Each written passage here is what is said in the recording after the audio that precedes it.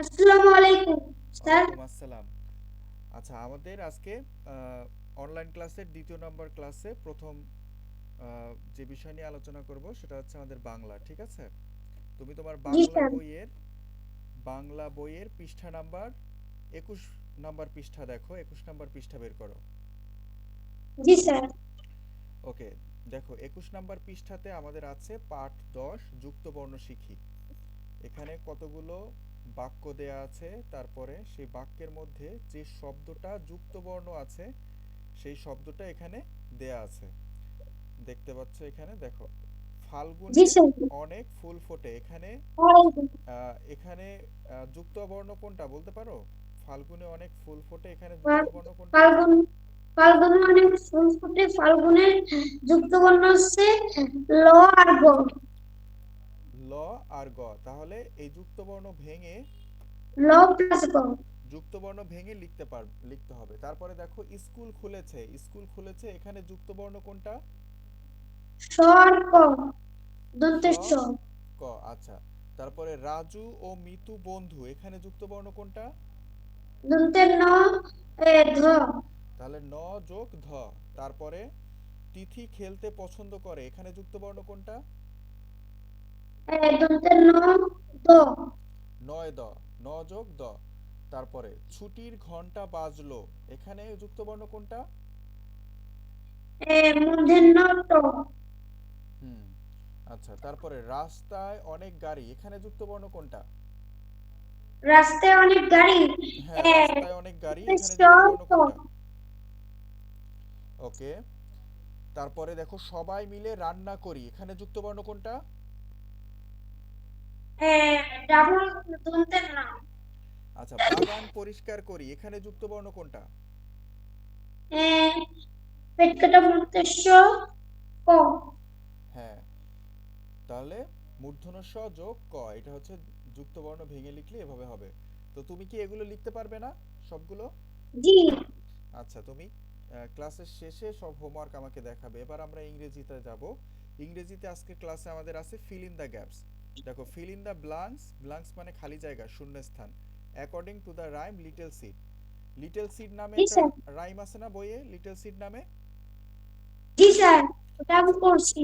সেই little seed, এখন আমি ড্যাশগুলো বলবো, তুমি ড্যাশে কি হবে বলবা, ঠিক আছে? আই ড্যাশ আ জি sir. Little seed I plant a little seed in the dash, in the ground. Out dash the sun, Out comes the sun, out comes the sun. তারপরে big and dash, big and round.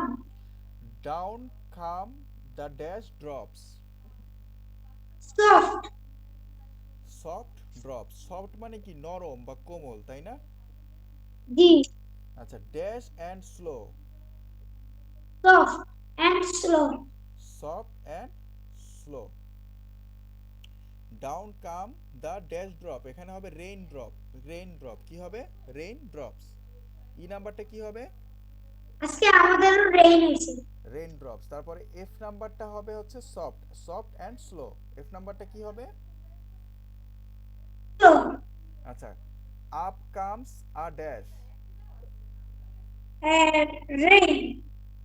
Up comes a flower. Rain হবে না, এটা হবে কি? Flower. বলো, জি নাম্বারটা কি হবে? ফ্লাওয়ার। Flower. আচ্ছা, এইচ নাম্বারটা কি হবে? Dash grow grow. Grow, grow. আচ্ছা, ওকে, তাহলে আমরা ইংরেজি ফিল ইন দ্য ব্ল্যাঙ্ক এটাও তুমি পারবে, তাই তো? জি। ওকে, এবার আমরা গণিতে যাই। গণিতে দেখি কি আছে। গণিতে আছে নিচের সংখ্যাগুলোর প্রতিটি অঙ্কের স্থানীয় মান লিখি। তাহলে এই যে প্রতিটা অঙ্কের স্থানীয় মান, স্থানীয় মান কিভাবে লেখে তুমি পারো? স্থানীয় মান কিভাবে লেখে? জি স্যার। হুম, স্থানীয় মান কিভাবে লেখে একটু আমরা দেখি, ঠিক আছে? আমাদের এখান থেকে আমরা একটু স্থানীয় মান করা দেখি। দেখো, এখানে আছে আহ, আচ্ছা, ড্র করে থেকে।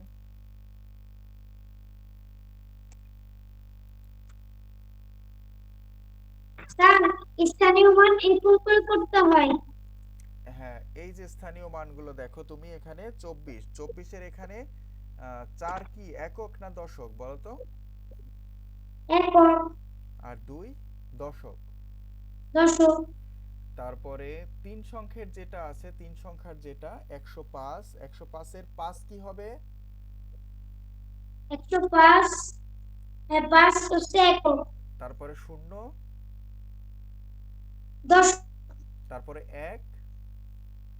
শতক, আচ্ছা, তিন সংখ্যার সর্ব ডান পাশে যেটা থাকবে সেটা হবে একক, তারপরেরটা হবে দশক, তারপরেরটা হবে শতক। বুঝতে শতক। পারছো? জি স্যার। ওকে, এগুলো আমরা দাগ টেনে টেনে তারপরে করব। তাহলে তুমি জি এই স্যার।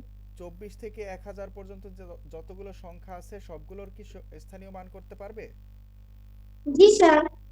ওকে, তাহলে আমরা সাধারণ জ্ঞান একটু আলোচনা করি, জানবো আমি বিশ্বটাকে বইয়ের 13 নম্বর প্রশ্ন। পাঁচজন ভাষা শহীদের নাম বলো। তুমি পাঁচজন ভাষা শহীদের নাম বলো তো মুকিব।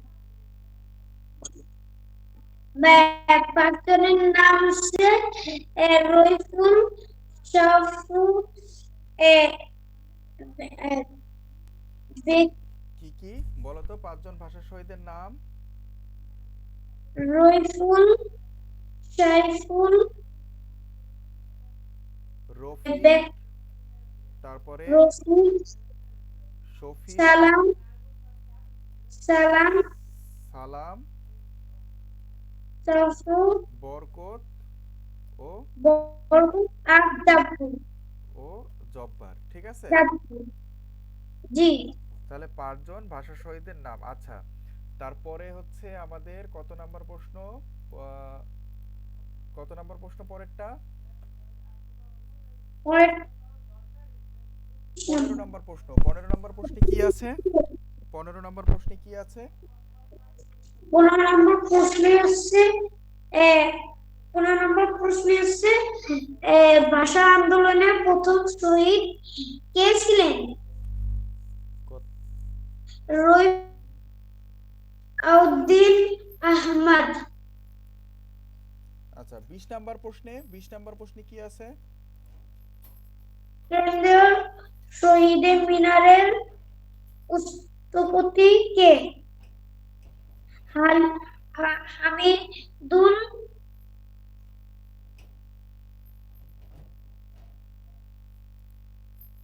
হুম, আচ্ছা, তারপরে 21 নাম্বার প্রশ্নে কি আছে? লাস্ট প্রশ্ন। কেন্দ্র মিনার মিনারটি কোথায় অবস্থিত? কোথায় অবস্থিত? ঢাকা মেডিকেল কলেজ হাসপাতালের পাশে। আচ্ছা, ঠিক আছে, তাহলে তুমি এই প্রশ্নগুলো লিখতে পারবা না সবগুলা? জি স্যার। আচ্ছা, তোমার লেখা বাকি আছে তাহলে এই সাধারণ জ্ঞান লেখা বাকি আছে, আর লেখা বাকি আছে বাংলা, তাই না? জি। আচ্ছা, এই দুইটা লিখে সবগুলো ছবি তুলে তারপরে গ্রুপে দাও। বুঝতে পারছো? জি স্যার। আচ্ছা, ঠিক আছে, তাহলে আজকে ক্লাস আমরা এখানেই শেষ করতেছি। জি স্যার। ওকে, আল্লাহ হাফেজ।